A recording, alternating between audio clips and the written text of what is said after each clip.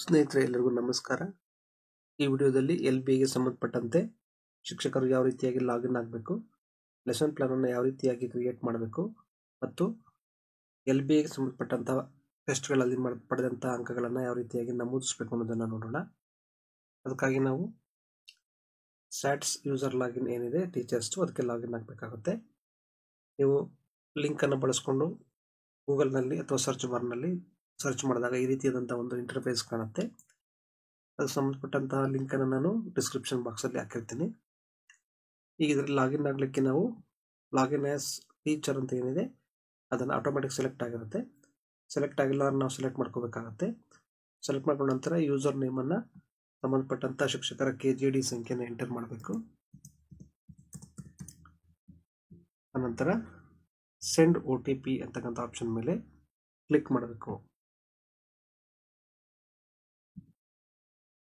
Verify OTP ಮೇಲೆ click ಮಾಡಿದ ನಂತರ ನಮಗೆ ಈ ರೀತಿ ಶಿಕ್ಷಕರ ಒಂದು ಡ್ಯಾಶ್ ಬೋರ್ಡ್ ಕಾಣಿಸುತ್ತೆ. ಇದರಲ್ಲಿ ನಾವು ನೋಡಬಹುದು ಶಿಕ್ಷಕರ ಹೆಸರು, ಅವರ ವಿಷಯ ಮತ್ತು ಈ ಭಾಗದಲ್ಲಿ ಡೇಟ್, ನಾವು ಡೇಟಲ್ಲಿ ಲಾಗಿನ್ ಆಗಿದ್ರೆ ಟೈಮ್ ಅಂತಕ್ಕಂಥದ್ದು ಕೂಡ ನಾವು ನೋಡ್ಬೋದು. ಇನ್ನು ಸಬ್ ಮೆನುನಲ್ಲಿ ಟೀಚರ್ ಪ್ರೊಫೈಲ್ ಇದೆ, ಲೆಸನ್ ಪ್ಲಾನ್ ಇದೆ, ಅಸೆಸ್ಮೆಂಟ್ ಇದೆ. ಮೊದಲನೇದಾಗಿ ಟೀಚರ್ ಪ್ರೊಫೈಲ್ ಅನ್ನು ಒಮ್ಮೆ ನೋಡ್ಕೋಬೇಕು. ಟೀಚರ್ ಪ್ರೊಫೈಲ್ನಲ್ಲಿ ಟೀಚರ್ KGD ನಂಬರ್, ಅವರ ವಿಷಯ, ತಂದೆ ಹೆಸರು, date of birth, date of joining into service ಮತ್ತು ಪ್ರಸ್ತುತ ಶಾಲೆ ಮತ್ತು ಡೈಸ್ ನಂಬರ್ನ ನಾವು ನೋಡಬಹುದು. ಅದೇನಾದ್ರು ತಪ್ಪಿತ್ತು ಅಂದ್ರೆ ನೀವು EDSನಲ್ಲಿ ಮತ್ತೆ ಸರಿ ಮಾಡಿ ಆನಂತರ ಲಾಗಿನ್ ಆಗಬೇಕಾಗುತ್ತೆ. ಈಗ ನಾವು ಮೊದಲನೇದಾಗಿ ಲೆಸನ್ ಪ್ಲಾನ್ ಅನ್ನ ಯಾವ ರೀತಿಯಾಗಿ ಕ್ರಿಯೇಟ್ ಮಾಡೋದು ನೋಡೋಣ. ಲೆಸನ್ ಪ್ಲಾನ್ ಅಂತಕ್ಕಂಥ ಆಪ್ಷನ್ ಏನಿದೆ ಎರಡನೇ ಆಯ್ಕೆ, ಅದರ ಮೇಲೆ ಕ್ಲಿಕ್ ಮಾಡಿ ನಮಗೆ ಕ್ಯಾಲೆಂಡರ್ ಓಪನ್ ಆಗುತ್ತೆ. ಪ್ರಸ್ತುತ ಕ್ಯಾಲೆಂಡರ್ ಯಾವ್ದಿರುತ್ತೆ ಅದು ಓಪನ್ ಆಗುತ್ತೆ. ಬೇಕಂದ್ರೆ ನಾವು ಮೂವ್ ಮಾಡ್ತಾ ಹಿಂದೆ ಕ್ಯಾಲೆಂಡರ್ಗೆ ಮತ್ತು ಮುಂದಿನ ಕ್ಯಾಲೆಂಡರ್ ಕೂಡ ಹೋಗ್ಬೋದು. ಈಗ ಇಲ್ಲಿ ಡೇಟ್ ಅನ್ನು ನಾವು ಸೆಲೆಕ್ಟ್ ಮಾಡ್ಕೋಬೇಕು. ಯಾವ ಒಂದು ದಿನಾಂಕಕ್ಕೆ ಸಂಬಂಧಪಟ್ಟಂತೆ ಲೆಸನ್ ಪ್ಲಾನ್ ಅನ್ನು ನಾವು ಕ್ರಿಯೇಟ್ ಮಾಡ್ತಾ ಇದ್ದೀವಿ ಅಂತೇಳಿ. ನಾನಿಲ್ಲಿ ಜೂನ್ ತಗೊಳ್ತಾ ಇದ್ದೀನಿ. ಜೂನ್ ಮಂತ್ನಲ್ಲಿ 16ನೇ ತಾರೀಕಿನಲ್ಲಿ ಒಂದು ಲೆಸನ್ ಪ್ಲಾನ್ ಅನ್ನು ಕ್ರಿಯೇಟ್ ಮಾಡಬೇಕಾಗಿದೆ. ನಾವಿಲ್ಲಿ ನೋಡ್ಬೋದು ಫಾರ್ಮ್ ಲೆಸನ್ ಪ್ಲಾನ್ ಸಂಬಂಧಪಟ್ಟಂಥದ್ದು ಫ್ರಮ್ 16 ಜೂನ್ ಟು 16 ಜೂನ್ ಅಂತ ತಗೊಂಡಿದೆ. ಇಲ್ಲಿ ಡೇಟ್ ಅನ್ನ, ಮೀಡಿಯಂ ಅನ್ನ ಸೆಲೆಕ್ಟ್ ಮಾಡ್ಕೋಬೇಕು, ಕನ್ನಡ. ಕ್ಲಾಸ್ ಅನ್ನ ಸೆಲೆಕ್ಟ್ ಮಾಡ್ಕೋಬೇಕು. ಸೆಲೆಕ್ಟ್ ಗ್ರೂಪ್ ಅಂತ ಇದೆ, ಗ್ರೂಪ್ ಅಂದ್ರೆ ಲ್ಯಾಂಗ್ವೇಜ್ ಗ್ರೂಪ್ ಅನ್ನ ಸೆಲೆಕ್ಟ್ ಮಾಡ್ಕೋಬೇಕು. ಮೀಡಿಯಂ ಅನ್ನ, ಸಬ್ಜೆಕ್ಟ್ ಯಾವ್ದಿದೆ ಅದನ್ನು ಸೆಲೆಕ್ಟ್ ಮಾಡ್ಕೋಬೇಕು. ಆ ಸಬ್ಜೆಕ್ಟ್ ನಲ್ಲಿ ಬರ್ತಕ್ಕಂಥ ಚಾಪ್ಟರ್ಗಳ ಪಟ್ಟಿ ಓಪನ್ ಆಗುತ್ತೆ. ಆ ಪಾಠವನ್ನು ನಾವು ಯಾವ್ದು ಲೆಸನ್ ಪ್ಲಾನ್ ಕ್ರಿಯೇಟ್ ಮಾಡ್ತಾ ಇದ್ವಿ ಅದನ್ನ ಸೆಲೆಕ್ಟ್ ಮಾಡ್ಕೋಬೇಕಾಗತ್ತೆ. ಅದಾದ ನಂತರ ನಮಗೆ ಇನ್ನೂ ಕೂಡ ಎರಡು ಬಾಕ್ಸಸ್ ಕಾಣ್ತಾ ಇದೆ, learning outcomes and teaching AIDS tools used ಅಂತೇಳಿ. ಲರ್ನಿಂಗ್ ಔಟ್ಕಮ್ಸ್ ಅಲ್ಲಿ ನೀವು ಆ ಪಾಠಕ್ಕೆ ಸಂಬಂಧಪಟ್ಟಂತೆ ಏನು ಕಲಿಕಾಫಲಗಳನ್ನು ಅಪೇಕ್ಷಿಸ್ತೀರಾ ಪಾಠದ ನಂತರ ಅನ್ನೋದನ್ನ ಎಂಟರ್ ಮಾಡಬೇಕಾಗುತ್ತೆ. ನಾನು ಈ ಪಾಠಕ್ಕೆ ಸಂಬಂಧಪಟ್ಟಂತೆ ಕೆಮಿಕಲ್ ಈಕ್ವೇಷನ್ಸ್ ಅಂಡ್ ರಿಯಾಕ್ಷನ್ಸ್ ಪಾಠ ಏನಿದೆ ಅದಕ್ಕೆ ಸಂಬಂಧಪಟ್ಟಂತೆ ಎಂಟರ್ ಮಾಡ್ತಾ ಇದ್ದೀನಿ.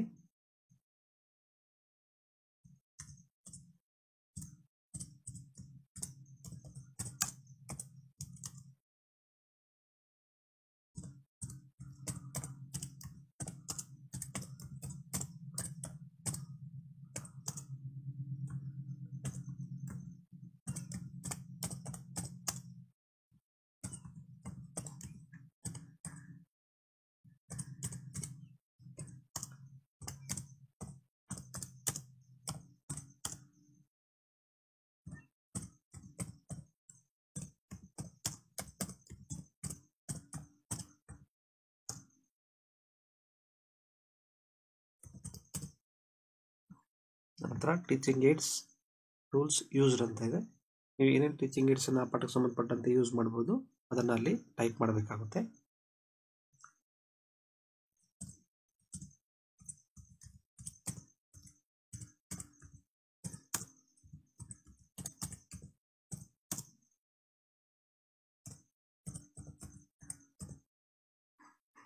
ನಂತರ ಪ್ರೋಸೆಸ್ ಅಂಡ್ ಆಕ್ಟಿವಿಟಿಯಲ್ಲಿ 3 ಇದೆ ಇಲ್ಲಿ.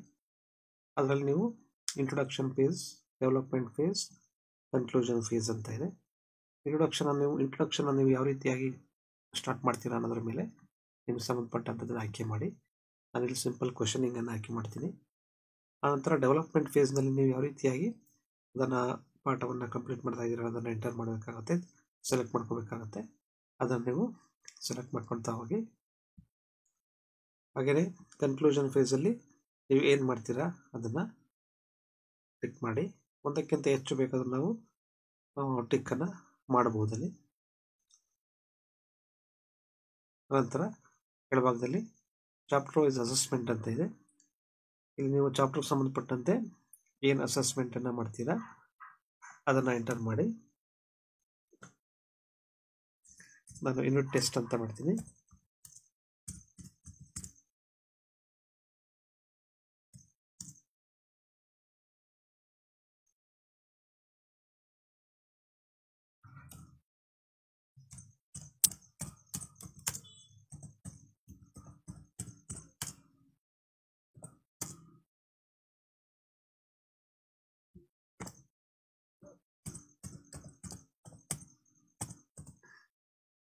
ಅದಾದ ನಂತರ ನೀವು ಸೇವ್ ಅಂತೇಳಿ ಕ್ಲಿಕ್ ಮಾಡಬೇಕಾಗುತ್ತೆ. Are you sure you want to save lesson plan ಅಂತ ಕೇಳುತ್ತೆ. ಸೇವ್ ಅನ್ನು ಮತ್ತೆ ಕ್ಲಿಕ್ ಮಾಡಿ. ಈಗ ನಾವು ಸಕ್ಸಸ್ಫುಲಿ ಸೇವ್ಡ್ ಅಂತೇಳಿ ಮೇಲ್ಭಾಗದಲ್ಲಿ ಮೆಸೇಜ್ ಕಾಣಿಸುತ್ತೆ, ಸೇವ್ ಸಕ್ಸಸ್ಫುಲಿ ಅಂತೇಳಿ. ಇದಾದ ನಂತರ ನಾವು ಆ ಪಾಠವನ್ನು ಕಂಪ್ಲೀಟ್ ಮಾಡ್ತೀವಿ. ಅವತ್ತಿಗೆ ಸಂಬಂಧಪಟ್ಟ ಹಾಗೆ ಏನಿದೆ ಅವತ್ತು ಮತ್ತೆ ಇನ್ನೊಂದು ಕ್ರಿಯೇಟ್ ಮಾಡಬೇಕಂದ್ರೆ ಮತ್ತೆ ಡೇಟ್ ಮೇಲೆ ಕ್ಲಿಕ್ ಮಾಡಬೇಕು. ಮತ್ತೆ ನಾವು ಪುನಃ ಅದೇ ರೀತಿಯಾಗಿ ನಾವು ಲೆಸನ್ ಪ್ಲಾನನ್ನು ಕ್ರಿಯೇಟ್ ಮಾಡಬೇಕಾಗುತ್ತೆ. ಇದಾದ ನಂತರ ನಾವು ಅಸೆಸ್ಮೆಂಟ್ಗೆ ಹೋಗೋಣ. ಅಂದರೆ LBA ಟೆಸ್ಟ್ಗಳನ್ನು ಯೂನಿಟ್ ಟೆಸ್ಟನ್ನು ಮಾಡ್ತೀವಿ, ಅದರ ಮಾರ್ಕ್ಸನ್ನು ಎಂಟ್ರಿ ಮಾಡ್ತಕ್ಕಂಥದ್ದು. ಅಸೆಸ್ಮೆಂಟ್ ಅಂತ ಏನು ಮೂರನೇ ಆಯ್ಕೆ ಅದರ ಮೇಲೆ ಕ್ಲಿಕ್ ಮಾಡಿರಿ, ನಮಗೆ LBA ಅಂತ ಓಪನ್ ಆಗುತ್ತೆ. ಜೊತೆಗೆ ಅಸೆಸ್ಮೆಂಟ್ ಎಂಟ್ರಿ ರಿಪೋರ್ಟ್ ಅಂತ ಇದೆ. ನಾವು ಅದರಲ್ಲಿ LBA ಏನಿದೆ ಅದನ್ನು ತಗೋಬೇಕು, ಸೆಲೆಕ್ಟ್ ಮಾಡ್ಕೋಬೇಕು. ಗ್ರೂಪನ್ನು ಸೆಲೆಕ್ಟ್ ಮಾಡ್ಕೋಬೇಕು, ಲ್ಯಾಂಗ್ವೇಜ್ ಗ್ರೂಪನ್ನು. ಸಬ್ಜೆಕ್ಟನ್ನು ಸೆಲೆಕ್ಟ್ ಮಾಡ್ಕೊಳ್ಳಿ. ಆ ಸಬ್ಜೆಕ್ಟ್ ಸಂಬಂಧಪಟ್ಟಾಗೆ ಚಾಪ್ಟರ್ನ ನೀವು ಸೆಲೆಕ್ಟ್ ಮಾಡ್ಕೋಬೇಕಾಗುತ್ತೆ. ಮತ್ತು ಯೂನಿಟ್ ಟೆಸ್ಟನ್ನು ನೀವು ಯಾವ ದಿನಾಂಕದಂದು ಮಾಡಿರ್ತೀರ ಆ ದಿನಾಂಕವನ್ನು ಕೂಡ ನೀವು ಸೆಲೆಕ್ಟ್ ಮಾಡ್ಕೋಬೇಕಾಗುತ್ತೆ. ಅನಂತರ ಸರ್ಚ್ ಅಂತೇಳಿ ಕ್ಲಿಕ್ ಮಾಡಬೇಕು. ಈಗ ಸರ್ಚ್ ಕ್ಲಿಕ್ ಮಾಡಿದ ನಂತರ ಪೇಜನ್ನು ಸ್ಕ್ರೋಲ್ ಡೌನ್ ಮಾಡಿ. ನಾವಿಲ್ಲಿ ನೋಡ್ಬೋದು ಸ್ಟೂಡೆಂಟ್ ಅಸೆಸ್ಮೆಂಟ್ ಡೀಟೇಲ್ಸ್ ಅಂತ ಇದೆ. ಇದರಲ್ಲಿ ವಿದ್ಯಾರ್ಥಿಗಳ ಸೀರಿಯಲ್ ನಂಬರ್, ಸ್ಯಾಟ್ಸ್ ID, ವಿದ್ಯಾರ್ಥಿಗಳ ಹೆಸರು ಮತ್ತು ಮಾರ್ಕ್ಸನ್ನು ಎಂಟ್ರಿ ಮಾಡ್ತಕ್ಕಂತಹ ಒಂದು ಬಾಕ್ಸ್ ಕೂಡ ಓಪನ್ ಆಗಿರುತ್ತೆ. ಗ್ರೇಡ್ ಇಲ್ಲಿ ಆಟೋಮೆಟಿಕ್ ಆಗಿ ಫೆಚ್ ಆಗುತ್ತೆ ನಮ್ಮ ಮಾರ್ಕ್ಸನ್ನು ಎಂಟರ್ ಮಾಡಿದ ನಂತರ. ಈ ಮೇಲ್ಭಾಗದಲ್ಲಿ 10 ಎಂಟ್ರೀಸ್ ಪರ್ ಪೇಜ್ ಅಂತ ಇದೆ. ನೀವು ಕನ್ವೀನಿಯನ್ಸಿಗೆ ಎಷ್ಟು ಬೇಕು ಅಷ್ಟನ್ನು ನೀವು ಸೆಲೆಕ್ಟ್ ಮಾಡ್ಕೋಬೋದು. ನಾನು 50 ಪರ್ ಸ್ಟೂಡೆಂಟ್ ತಗೊಳ್ತಾ ಇದ್ದೀನಿ. ಇಲ್ಲಿಗ ನಾವು ಮಾರ್ಕ್ಸನ್ನು ಎಂಟರ್ ಮಾಡ್ತಾ ಹೋಗ್ಬೇಕಾಗುತ್ತೆ. ಎಷ್ಟು ಪಡೆದಿದ್ದಾರೆ ಅಷ್ಟು ಮಾರ್ಕ್ಸನ್ನು ಎಂಟರ್ ಮಾಡ್ತಾ ಹೋಗ್ಬೇಕು.